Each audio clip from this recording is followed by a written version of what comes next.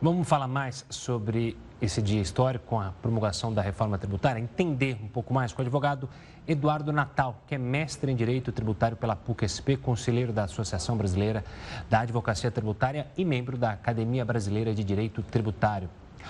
Seja muito bem-vindo, doutor. Obrigado pela participação aqui conosco. Eu queria começar justamente com o fato da promessa de ser simplificar. Essa é a promessa da reforma tributária. De fato, a gente vai ver uma simplificação ou ainda demora para essa simplificação? Porque, afinal, a gente tem um período em que as duas formas tributárias vão continuar em conjunto, né? Exatamente. Boa noite, Gustavo, Renata, boa noite a todos.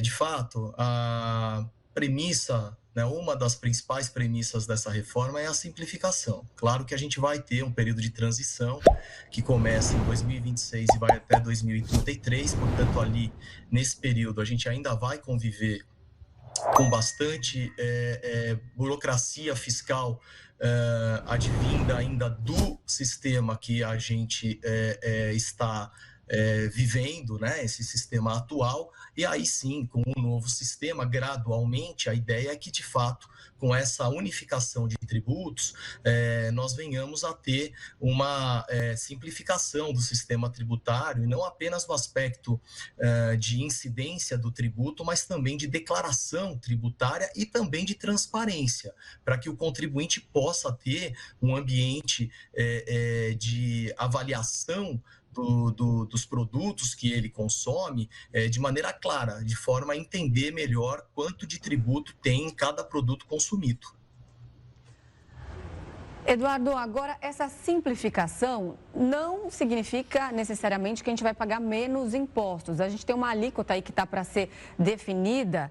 Críticos dizem que ela pode chegar até 28%, que seria a maior taxa, a maior alíquota cobrada mundialmente. A tendência é essa, que a nossa taxa seja maior se comparada aos padrões internacionais?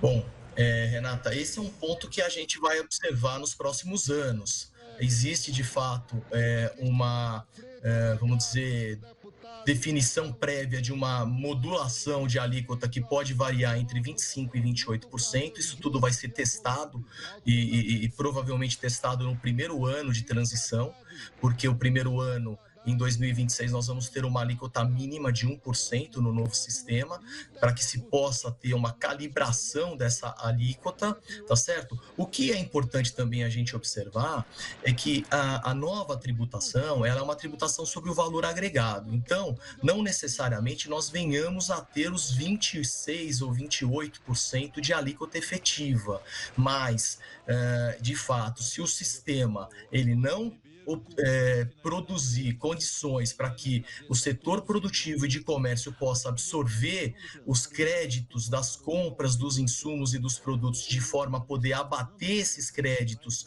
nas suas vendas, sem dúvida alguma essa alíquota pode se tornar algo proibitivo, que é o que nós todos não esperamos, né?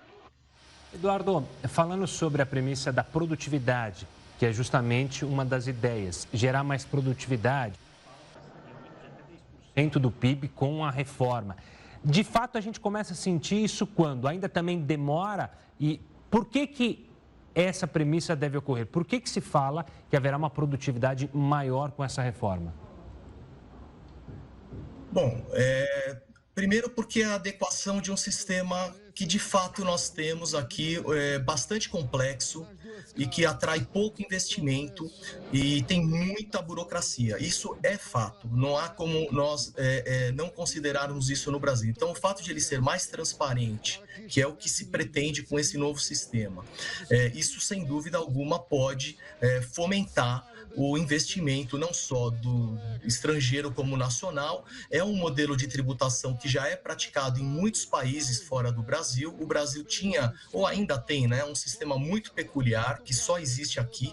Então, sob esses dois aspectos, eu acredito que sim, a gente pode ter, de fato, uma melhoria de cenário de investimento e produtividade. Mas, sem dúvida alguma, é importante que a gente tenha nas próximas etapas dessa reforma, agora inclusive com a regulamentação da reforma, da PEC, da reforma tributária, uma produção legislativa que vá ao encontro dessa proposta, quer dizer, que valide essa proposta de simplificação, que nós tenhamos essa habilidade, né, os nossos congressistas, para que a gente não crie, situações diferenciadas demais, penduricalhos, como a gente está acostumado a ver de última hora, né, no Congresso, para definição de várias matérias, e não criarmos um sistema novamente complexo. Então, a ideia é que realmente a gente tenha um desembaraço de vários modelos de tributação que se sobrepõem hoje no Brasil e que a gente consiga ter, sem dúvida, um ambiente de negócios que possa ser mais positivo, né? Mas isso tem também um outro aspecto, Gustavo, isso nós vamos começar a observar daqui a alguns anos, não é agora, quando efetivamente essa legislação e essa incidência de tributos novos vier a ocorrer a partir de 2026. E o que vai mudar em relação ao imposto ser cobrado no destino, no local de consumo e não mais no de origem, como acontece atualmente? Isso acaba ali com uma guerra fiscal? É algo que tem um efeito positivo?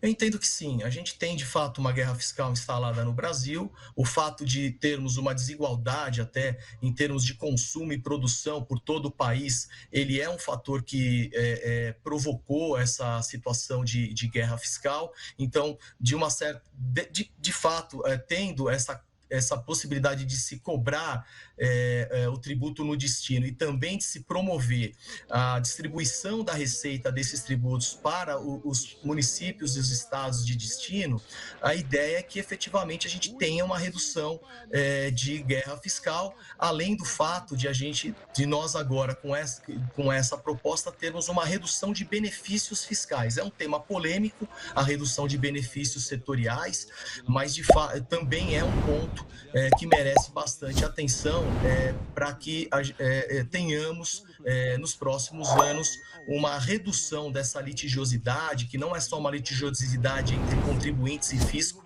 mas é uma também litigiosidade entre os próprios entes federativos, estados e municípios. E o que com a formação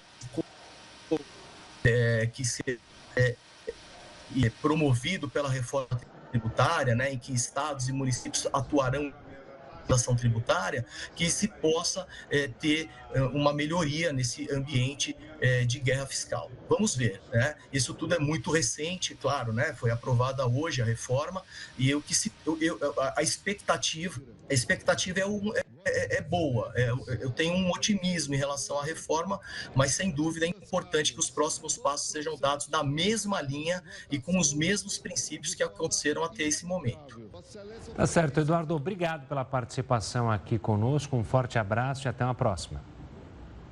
Obrigado a vocês, uma boa noite, abraço.